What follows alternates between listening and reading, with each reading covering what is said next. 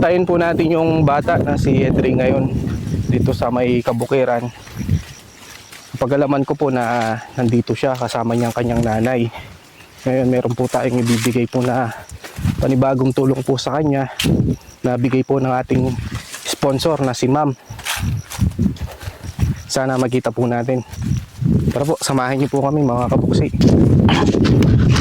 Ay, ito po pala sila. Hello po! Hello po, magandang umaga po sir. Hello po nanay! Magandang umaga po sir. Ito pala si Edri. Ano pong ginagawa niyo po ngayon? Nakikipag-arawan po sir para may pangkain kami, paggastusin sa school, para may gamitin si Edrey.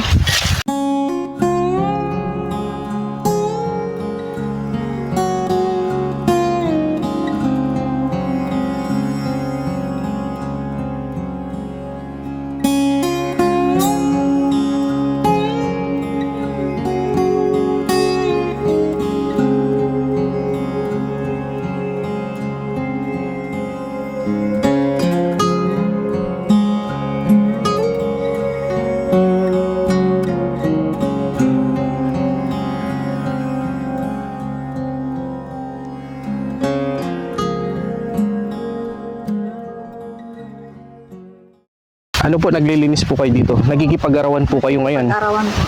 Dre, dito Dre. Ito po pala si Edri. Ito po. Puti po kasama niyo po ngayon siya. Sabado po kasi sir, kaya para may pangbaon siya sa Lunes, sinama ko sa arawan para gastusin kami pangkain. Yung magkano yung arawan niyo po dito po? Nasa 150 lang sir. Yung arawan niyo po. Dre, kumusta Dre? Okay lang naman po. Ito po si Edri, yung bata po na nakita po dati natin na nagtitinda ng gulay na may talento. Ngayon muli po natin siyang binalikan at kukumustahin po natin at meron po tayong panibagong tulong po para sa kanila. O Dre, tara dito tayo.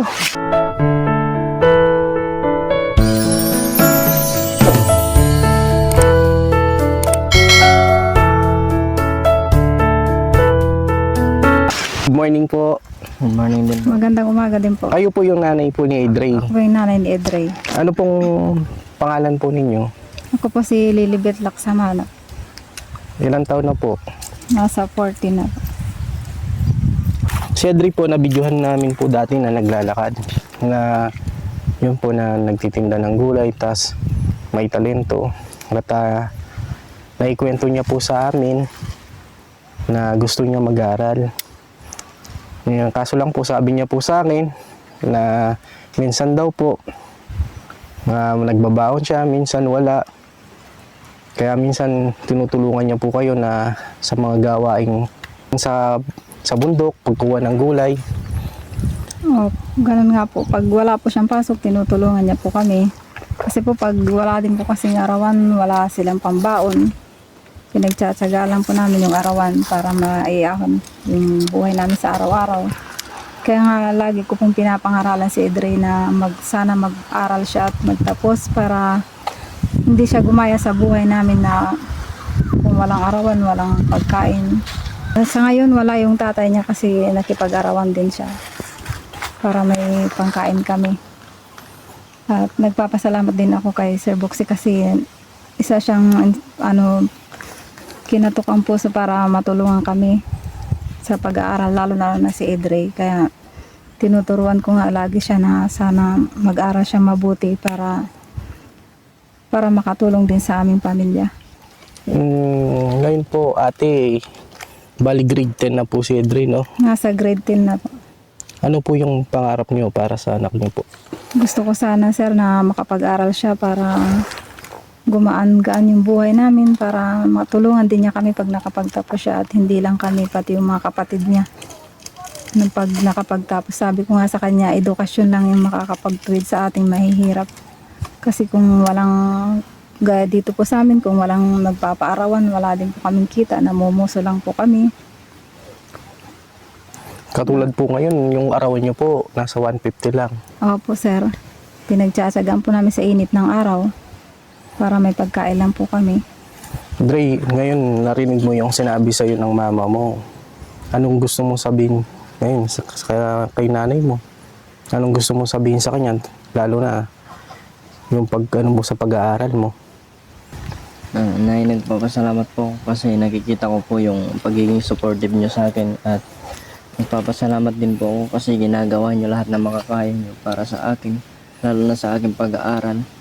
Kaya gagawin ko po ang makakaya ko para makapagtapos ng pag-aaral at gagawin ko lahat ng makakaya ko para maabot ang mga pangarap na gusto ko at para din po sa inyo.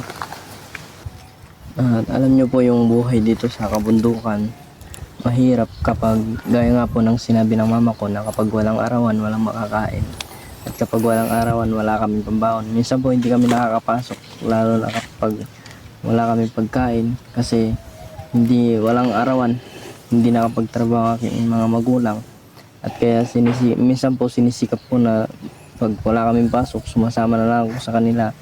Gaya ngayon po, sumama ako kay mama ko para samahan siya sa pagtatrabaho, makikipag-arawan, at para pagdating ng Lunes may pambaon kami. Kasi hindi po ganun kadali ang buhay sa kabundukan. Nanay, kaya po pinuntahan po namin kayo. No, Dre, meron kaming panibagong tulong. Salamat. Ito bigay ni Madam Aimee na kababayan natin na nasa ibang bansa. Ngayon, pinapunta niya ako dito para balikan, para kumustahin ka. At sakto na nakita ka namin, nandito ka pala sa bukid. Kasama mo yung nanay mo. Nakikipag-arawan. Ngayon, meron kaming ibibigay ng tulong. May dala kaming bigas at grocery, no nanay? Opo, maraming salamat po, sir. Opo, alam niyo po, nay, na nasabi po sa akin dati ni Dre na minsan daw po yung pagkikipag-arawan nyo, magkano lang yung kinikita nyo para makabili ng bigas, makabili po ng mga pangangailangan nyo. Sabi nga po sa akin na minsan pumapasok na walang baon, minsan hindi pa daw siya kumakain. Opo, sir. Ganun talaga po, sir, yung buhay sa amin. Kasi po, pag walang arawan, minsan po talaga wala silang pagkain, pumapasok na lang sila, wala akong mailuto. Ganun, naglalakad din po sila, sir. Nagtsatsaga silang naglakad papunta sa eskwelahan. Malayo po yung nilalakad nila dito. Mga 1 oras din po, sir, ang lakad nila papunta sa eskwela. Opo. Pinagtsatsaga lang po nila para makapag-aral. Sabi ko nga po sa kanila, tsaga lang anak para makapagtapos ka. Yun, Dre. Darating ng araw na siguro may tumulong para makapag-aral yung anak ko. Kung sakali, Dre, na sana itong video na to, yung mga pinapalabas naming video, meron makatulong sa'yo. Huwag mong sayangin, no, Dre, na meron man tumulong sa'yo, lalo na sa pag-aaral mo. Huwag mong sayangin kasi bihira lang yung mga taong tumutulong, lalo na sa mga kagaya natin na hindi man tayo kakilala, pero yung mga kababayan natin na nasa ibang bansa, handa silang tumulong. Kasi nakikita nila, Dre, yung pagpupursige mo sa pag-aaral. Tayong ibibigay po kay Dre, yung mong bata na nakita po natin na nagtitinda ng gulay, na naggigitara. Ayun po, pumakyat po kami dito sa kabundukan at nadatnan po natin nandito sa Kabukiran. Kasama niya po ang kanyang nanay. Meron po kaming ipapaabot po na tulong na bigay po ni Ma'am Aimee. Nagpadala po si Ma'am ng 6,000 po. Bumili po kami ng 25 kilos na bigas, nanay. Ito po, no? Opo. Ito po, bigas. May dala po kaming grocery. Itong grocery po, kompleto na ito. Meron suka, mantika, biskwit, dilata, mga noodles, sabon panligo, panlaba. Lalo na po sa pang-araw-araw po nilang pangangailangan. Maliban po doon, meron pa pong pinapaabot po si Ma'am Aimee doon po sa 6,000 na 3,000. Ito, Dre, no? Para meron kang pambaon. 1,000, 2,000, 3,000 nga. Tigpa 500 yan. Salamat po sa tumulong sa akin at nagbigay po ng mga grocery kay Ma'am Aimee. At sa pera po, ngayon po may pambaon na po ako at may pambili pa po kami ng bibili po na pagkain at pambili po ng mga pang-eskwela, tsinelas. Kaya salamat po, pagpalain naman po kayo ng Panginoon. At yan, Dre, no? Pagbutihin mo sa pag-aaral mo, no? At maging mabait na bata. No, ate? Ito po. Maraming salamat po, sir. Ma'am Aimee po na tumulong po sa aking anak. Maraming salamat po sa Diyos at kinatok ang puso niyo po na tulungan ng aking anak. Maraming salamat po sa bigas. Makakaahon na po kami sa pang-araw-araw. Opo. Ito po, ate, no? Ito po yung grocery niya po. Yan po, may mga noodles, biskwit, dilata, mga toyo, suka sa pang-araw-araw nyo po. May sabon panligo, panlaba, no Dre? Para hindi mo na po problemahin yung... Tapos meron ka din pambaon dito, mga tinapay, biskwit, no Dre? Ito, tanggapin nyo po nanay. Salamat po. Yan po, muli po nating binalikan si Dre, yung pong bata na katutubong Aita po na may talento at masipag sa pag-aaral. Maraming salamat po kay Ma'am Aimee at sana po marami pa pong blessing ang dumating po sa inyo. At sa lahat po ng mga sponsor po nating maraming salamat po sa pagtulong nyo po, lalo na sa mga kababayan po nating mahirap, nangangailangan.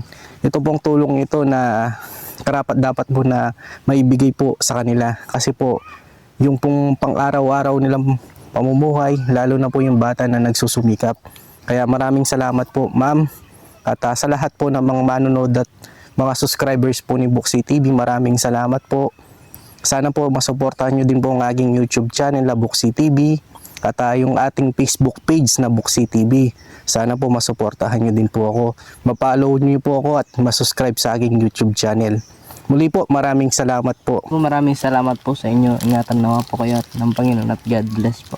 Sige po ate, no. Ito po, samahan na lang po namin sila po pa uwi sa kanila. Kasi po yung tatay po ni Dre, wala po kasi siya ngayon nagipag-arawan. Samahan na lang namin kayo. Atid na lang namin kayo dun sa tira-tirhan nyo, no Dre? Para may kasama po silang magbuhat. Maraming salamat po sa inyong lahat mga kabuksi. And God bless po. Lagi po kayong mag-iingat at pagpalain po tayo ng Panginoon Diyos. Salamat po, sir.